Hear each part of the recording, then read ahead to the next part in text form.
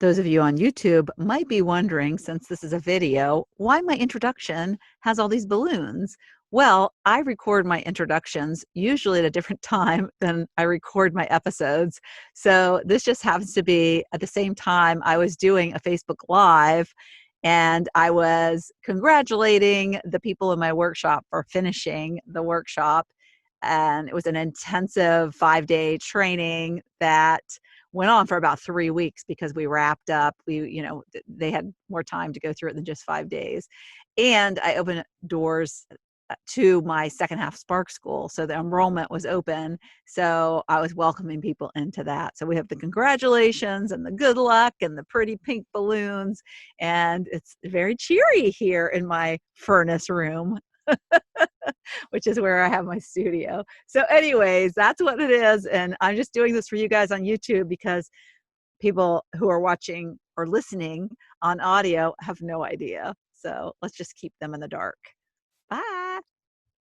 Welcome to another episode of Not Your Average Lives. And I am super excited to have my guest today, Nancy Nelson. And why I'm so excited about Nancy and her story is because Nancy makes products. And I haven't had a lot of people on who have a talent like Nancy's. And I met Nancy through a mutual business acquaintance. I saw her story on Facebook, actually, as he was talking about students that had graduated from his program and highlighting them. And I was like, oh, she needs to be on my podcast. So welcome to the podcast, Nancy. Well, thank you very much. I am excited to be here and share my story. Yeah. So why don't you just start by talking about who Nancy is? I love people when they share their age and, what transpired you to start, because this is a fairly new business you've created. We'll put everything in the show notes, but I just want to say it's called whimsiesbyjubilee.com is her website, but she creates things. And the story that got you, I love the story that got you started on this idea. And all it takes sometimes is just this little idea that pops into your head, just kind of, I call a universe download. So let's tell us about Nancy and like what that universe download was for you. All right. Fantastic. I just turned 58 years old. I raised 6 amazing humans to adulthood, and I have 2 wonderful, perfect grandsons. And my husband was able to let me stay home as I raised the children. So my escape kind of inside the house at that time was arts and crafts. I never really zeroed in on one particular thing, but I liked doing counted cross stitch and making cards and all those sorts of things.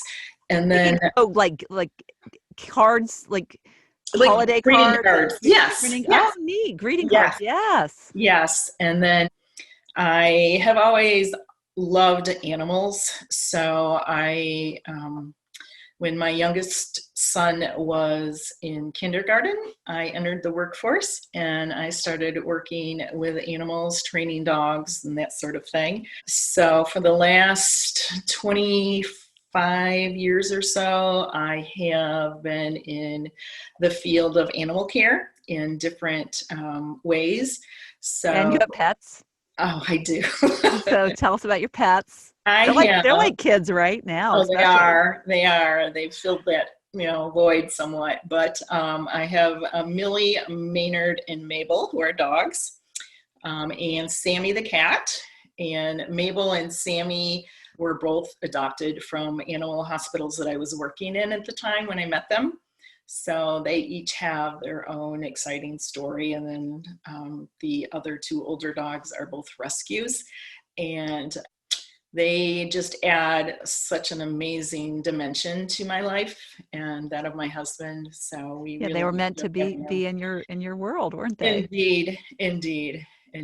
So So do you always start your animal names or dog names with M? Because I have a thing where all my dogs have had to end with the E sound. Oh yeah. Well, it started out by accident when my oldest daughter had Mumford and Myrtle. That's great. And then we had our first dog together after the kids left the house, and we just liked the name Millie. So that we had 3 M's, and we just kind of kept adding to the group, and it's fun. Love that. A lot of fun. Now, did you have artistic talent when you were a kid? Well, there's this story that I like to tell. When I was in high school, we were doing paper mache crafts, right? And I was maybe a sophomore or a freshman, and I came in after the last bell of the day to pick up my art piece. And the seniors that were leaving were making snide comments about how ugly it was. So that kind of really went deep into hurting my feelings and my ideas of my own abilities and things like that. But I did still continue to do things that I enjoyed doing. And it just, like I say, when you're raising 6 kids, you need something that you can do for yourself, something that gives you joy and helps you find your center again. So Yeah, I would when I was not really in a career because I had kids really young. And so I just decided, okay, I'm just whatever job I had at the time, I was just like, I'm not making enough. I'll quit and I'll babysit and then I'll be able to stay home with them. And I never sewed before.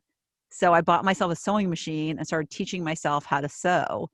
And so I think it's a great thing to do when your kids. Did you make them clothes too? Did you I sew? did. Yeah. I Did. sewed some Halloween costumes. I was really proud of those. Yeah. Yes, yes. Yeah, those are great memories. The girls really treasure the pictures of their Christmas dresses and things like that. So Yeah. Yeah. that was a lot of fun. And it just I just kept doing that kind of thing, working full time and taking care of animals. I've been a veterinary hospital manager. I've done reception work. Right now, I'm a referral consult with a specialty practice, an emergency hospital, and they have a board certified surgeon. So I'm still working with animals in that regard. So you're a But real nurturer type person. I am. I like to take care of critters and people and that sort of thing. I really like to help people through difficult situations. And when you work in an animal emergency hospital, unfortunately, you see a lot of difficult situations. I bet. So, All right. So fast forward. So you have all these 6 children and they're keeping you very busy doing DIY projects and helping animals and bringing some home. mhm. And so then you get to midlife and what do you feel like when your kids leave? How old are they now? The youngest or the oldest, let me see, is 38. So the Mine youngest is too. Yeah. 28. Yeah. Yeah. So the youngest is 28. You were So busy. I were You weren't very busy. you weren't I not was. pregnant for very long during those 10 years. Indeed, indeed. But I loved it. I just loved. I knew from childhood that I wanted to have a big family. I have one brother growing up, and I always dreamed of what it would be like to have a sister. So And you had a um, husband that went along with it. So that's he good. did. He It takes did. 2 to want to do that. A All lot of right. work So for sure. that is pretty impressive. My oldest daughter has 4 and I always say you have double what I had. I couldn't do it. And then you had triple what I had. Yeah. But You reach a it's great certain though, point. isn't it great for them? Like especially with COVID, like they are entertaining each other and I feel bad for kids that are only children in this day and age where they're really isolated. Yes, yes. And it is wonderful to be a witness to the bond that they have now. You know, growing up, sometimes I wondered if they were going to kill one another, they would fight and do the things that children do. But now all 6 of them are very close. And it warms this mama's heart to see them communicate and just be there for one another. Yeah. Yeah, and it's funny too because when my daughters has a girl, boy, boy, girl, and they're 8 years difference between the two girls. But when you get to adulthood, that 8-10 year difference is nothing really. Doesn't matter. No, Yeah. not at all. And I have four boys and two girls, and the girls are like night and day, totally different. And yet they are extremely close now, and I just love to watch it. Yeah. So you mentioned you have these two perfect grandchildren. So Yes, my I do. that's funny because mine are perfect too. So, and I have six. So that's, what Oh, one, well, no, I'm sorry. I have 5.5 because one isn't born yet. So coming in February. fabulous. That's Yeah. So do exciting. they live near you? They do. They do. So that is wonderful. When I have time off from work, I can go over and hang out with them and do fun things. And Yeah. And I think you said the oldest is 5. So he's getting yes, really fun. So, okay. So your business was inspired by him. the So can you oldest tell that grandson. story? Yes, Yeah. yes, indeed. I believe it was for his third birthday. So this was a couple years ago. I was really struggling over what to get him as a gift. The kid had, his name is Hobbs. So Oh, Hobbs, love that. Hobbs has all kinds of toys. He has enough books to open his own library. He didn't need any of that. So I was trying to think of something unique that I could give him that would be different, something that he could have for life. And what I ended up doing was I went on Pinterest, of course, I'm a Pinterest fanatic, and I really got interested in all the mosaic things that people were making. So I went to a secondhand store and bought a used child's table and chairs. And I totally refinished and mosaicked the top of the chairs and the table. And you learned this from Pinterest. I did. And I you did did. any YouTube videos? Did you? I just kind of jumped in and thought, I know I want it to have a big heart on it because they are just everything to me. And I put their names in little tiles, and they love it, and And their that's dogs like a love it. family heirloom too. I mean, Yeah, that's something that he can, when he grows up, have for his children. certainly, certainly. Yep. Not that he realizes that now, but I know his parents do. That's Yes, really incredible. Isn't it amazing that the internet has given us so much ability not only to just figure out how to do things, teach us things for completely free, but then to give us these great ideas, and now that turned into a business. certainly, certainly. It's not something that I planned out. I've dabbled in small businesses before. I've had a pet care business where I would walk dogs and that kind of thing, but that was just a kind of a side thing that I did so I could get more exposure to animals. Yeah. So um, tell me what was going through your mind as you did this for love, out of love. I like to think mhm. the universe is leading you. You love this. It lights you up that you did that and gave that to him. So what prompted, this could be something bigger? Well, of course, I posted on my Facebook page pictures of the two boys and the table, and everybody liked it. And people started asking me if I could make things for them. So I said, sure. And they were willing to pay for it, which I think is the biggest thing that totally blew me away. I was dabbling in something that I absolutely loved to do. It's that one thing that I do and totally lose track of time. It's just so relaxing for me. And people were willing to pay for the products that I made, which is an added bonus. It's wonderful when you can take something that you love doing and make money from it and inspire joy in other people. So I hit the jackpot with that one for sure. Yeah. And if you like to go craft, like to craft stores, or like my husband loves to go to estate sales and buy Oh, stuff. yes. And he comes home with stuff we don't need. And I'm like, another table for our deck? We don't need another table for our deck. But maybe I can get him into like making There you go. whimsies. Yes. Yes. I love that. So tell me so you do custom stuff?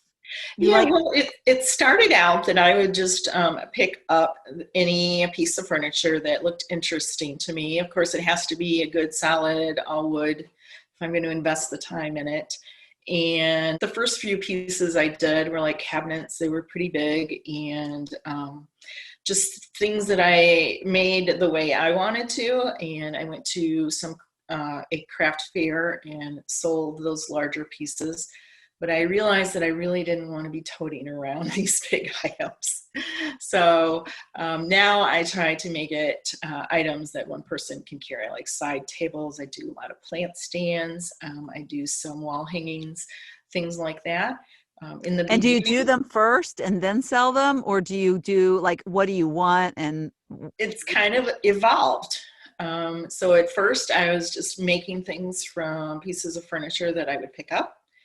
And then I had people say, well, just make me whatever you feel like making me. So I would ask them a few questions and keep it as a surprise until it was finally done.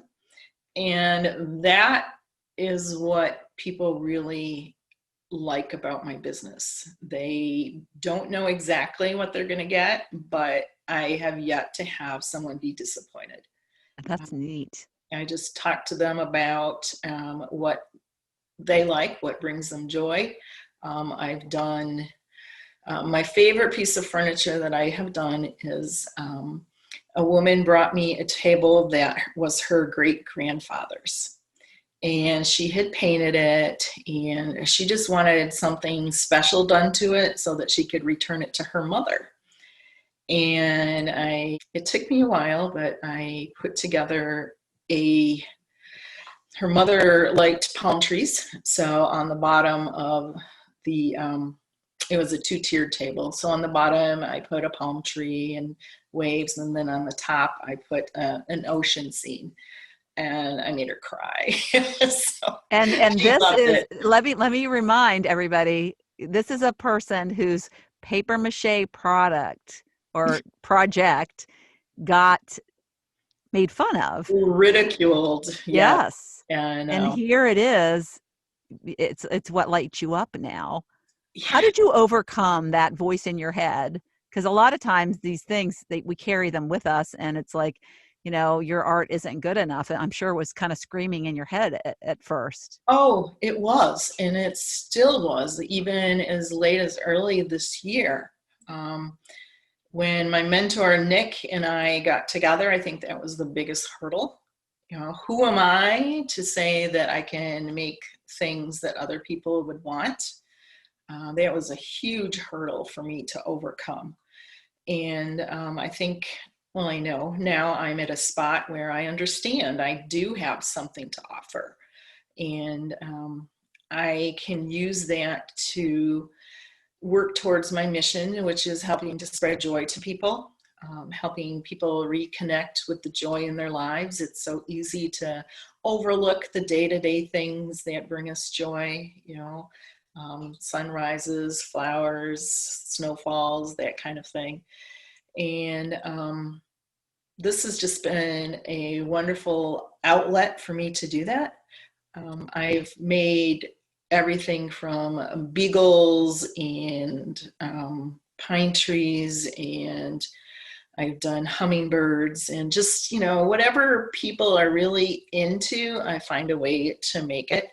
And it is always a surprise when we unveil it, which is, when I mail something to someone, it's kind of hard because I'm not going to be able to see their reaction, but they get back to me very quickly when they receive these whimsies and let Yeah. me know how much they appreciate them.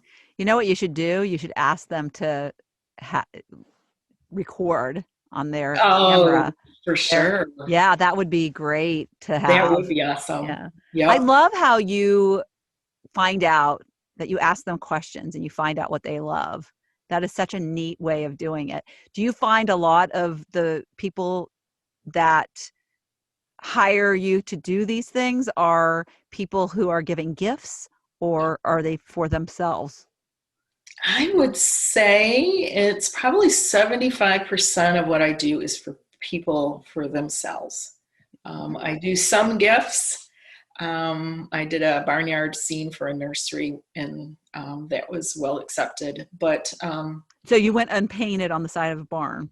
no, no, Oh, okay. Because I was it like, was that's it was kind of cool. it was the table with Okay, barnyard farm scene table. animals and all kinds of The things. reason why that came up is because I used to drive my husband and I, when we were dating, we lived 2 hours apart, and I would drive this road back and forth, and there was this barn, and on the side of the barn were painted cows. And I used to Oh, think how neat that was. And so that's that came awesome. to mind when you said that. No, So, and it's neat because for you, you think about things that sometimes get repetitious. Keep doing the same thing over and over again, and then it, you get bored. And every single piece is like a new adventure for you. it truly is. And I'm kind of surprised that everything I do is unique. So when, for instance, the table that I did with the hummingbirds on it is like, how am I going to make a hummingbird? I'm not artistic in that I can draw and that kind of thing, but yet I'm still able to do it, and it turns out wonderfully. And that to me is just amazing. I think that is a huge gift. And How have you evolved as a person? I mean, what has this done for you? What doing something that, especially with that story in your head of, mhm. what not being able to do that project, it just, what, what has this done for your psyche and how you feel about what's I, capable for you in your future and how that will unfold for you? my self-esteem has just skyrocketed, and it's just such a joyful experience. It's so relaxing and so fulfilling to know that other people not only appreciate what I've done for them, but they get joy out of it. And it's something that they really treasure, something that no one else has. And I think that is a lot of the value in what I do. If I steer away from asking people, what is it exactly that you want? I don't want a lot of details as to what the whimsy should be. I ask, if you could escape anywhere, what would you do? And do you collect anything? And what's your favorite color? What's the decor in the room that you're going to be putting this whimsy? That kind of thing. And I've And not what had anybody complain about the fact that I prefer not to have specific details on what they want. sounds like the right clients are coming to you and finding their way. You're attracting the right people. Yeah, I think That's, so. yeah. So What is it's a whimsy to you? a whimsy is well, I first fell in love with that term when one of my sons was going to school in Boston. There was a store there. I think it was called the Dragonfly Whimsy. And the store was amazing. It just had so many fun things. It was a store that you walk into and you can't help but smile. You discover something new every time you go in, and that just kind of stuck with me. So to me, a whimsy is something personal, something that brings you joy, maybe not maybe something that other people don't completely understand. They may appreciate it, but they don't completely understand it because it's yours. It's a part of you and what makes you you. I love that. And I just want to, for a moment, go back to that feeling you had when you were in that store. That is a soul moment when that happens. Like when you feel that good and something resonates with you that deep, that is something that people need to explore more of. And I love that you remember it's a part of your new story, your future story, and Yes. what you're doing now. And I would love to know, what was the turning point? Like, when did you, and what was it?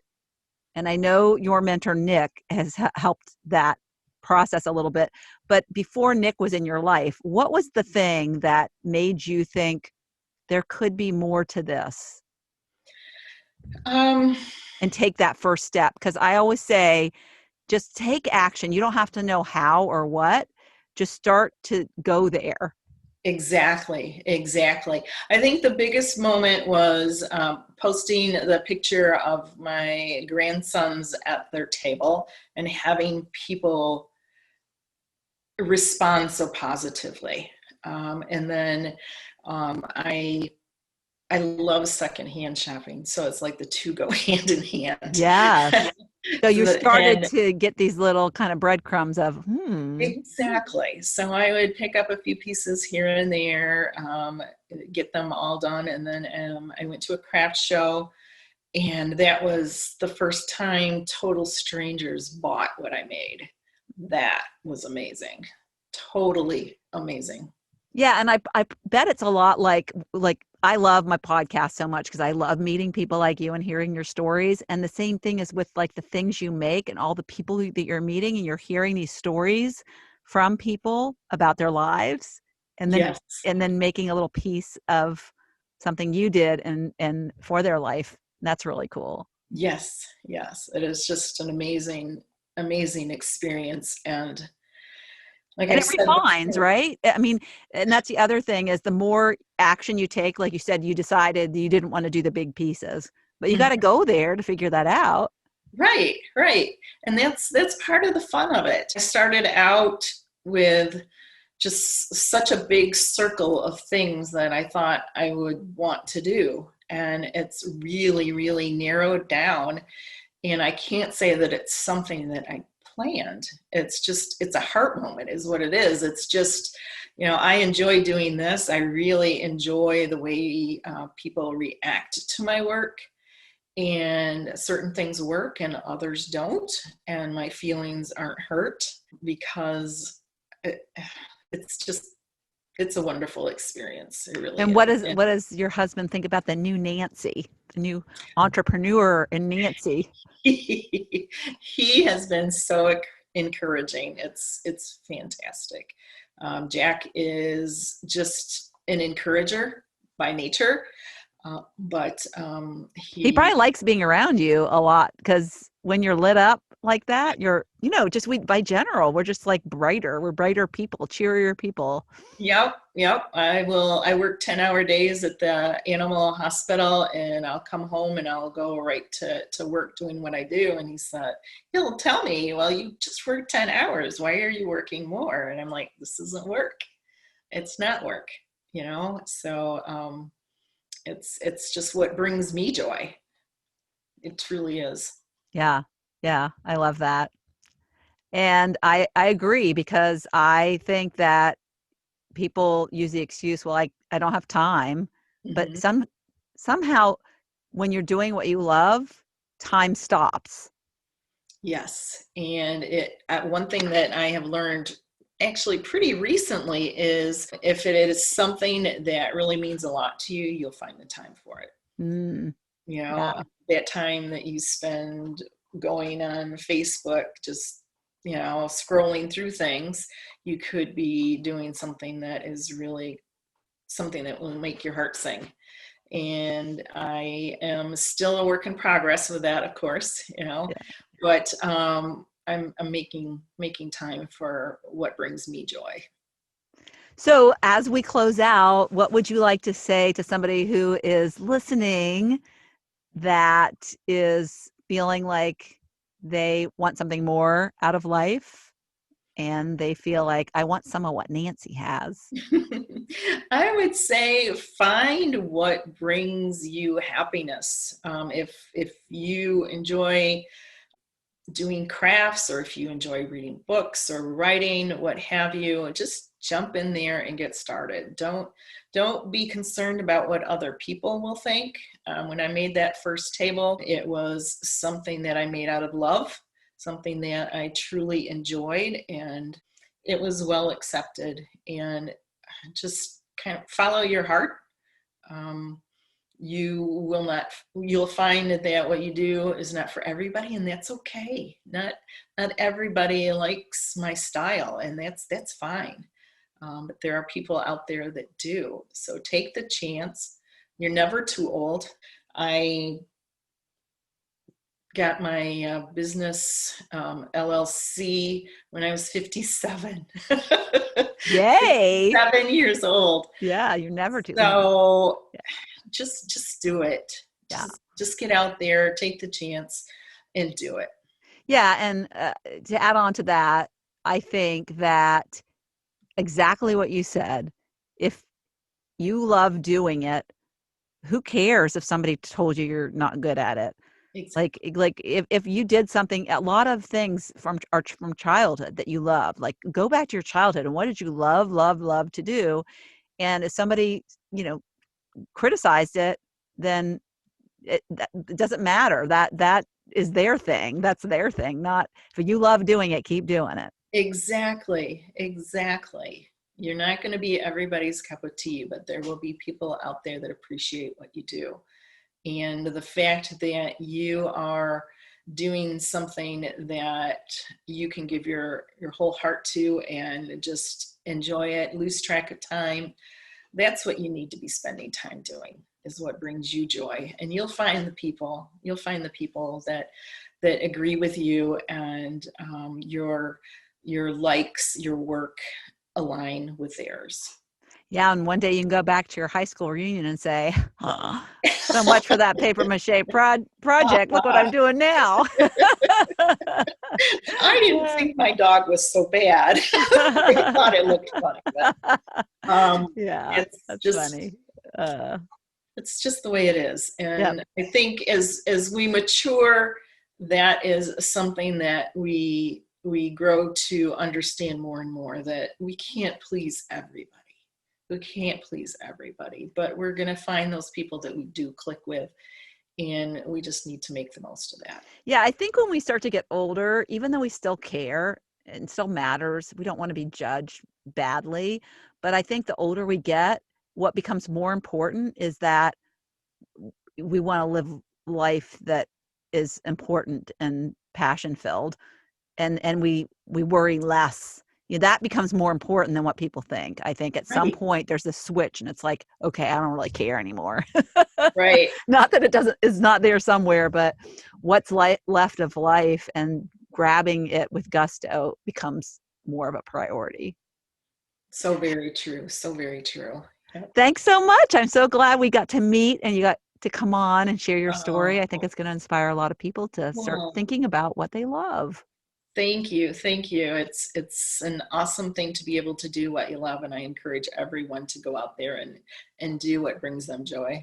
Yeah. Thank you, Nancy. You're welcome. Thank you so much for tuning into the Not Your Average Lives podcast. If you haven't yet, make sure to subscribe on iTunes if you have an Apple device. You can find free resources and learn what else I have going on at the moment that might interest you on my website at notyouraverage.grandma.com. You can also find me on Instagram or Facebook at Not Your Average Grandma. If you liked this episode, it would make my heart so happy if you could leave me a 5-star rating. You can also add a review to let me know what you like about this podcast, which will help spread the word about it to others who need a little midlife inspiration. As always, be you, listen to your inner voice, and focus on reigniting that lost spark so you can start living your own, not your average life.